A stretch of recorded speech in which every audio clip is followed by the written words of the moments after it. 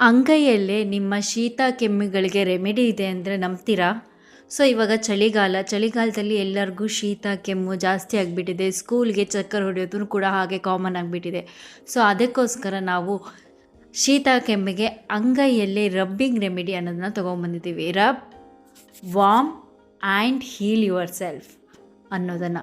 So ಇದನ್ನು ನಾವು ನಮ್ಮ ಮನೆಯಲ್ಲಿ ಟ್ರೈ ಮಾಡಿದ್ದೇವೆ. ಸೊ ಇದರಿಂದ ನಾವು ಉಪಯೋಗವನ್ನು ಪಡ್ತಿದ್ದೇವೆ. ಅದನ್ನು ನಾನು ನಿಮ್ಮ ಮುಂದೆ ಇಡ್ತಾ ಇದ್ದೇನೆ.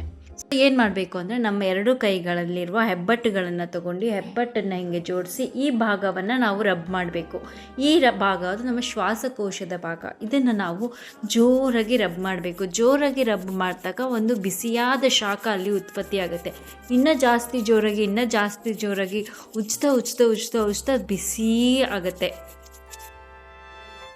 3, 4, 5, 6, 7, 8, 9, 10 1, 2 to 3 ಟೈಮ್ಸ್ ನಾವು ಆ ಥರ ಮಾಡಿದಾಗ ಸೊ ನಮ್ಮ ಶ್ವಾಸಕೋಶದ ಮೇಲೆ ನಾವು ಈ ರೀತಿ ಇಟ್ಕೊಂಡು ನಮಗೆ ನಾವು ಒಂದು ಅಫರ್ಮೇಷನ್ನ ಹೇಳ್ಕೋಬೇಕು.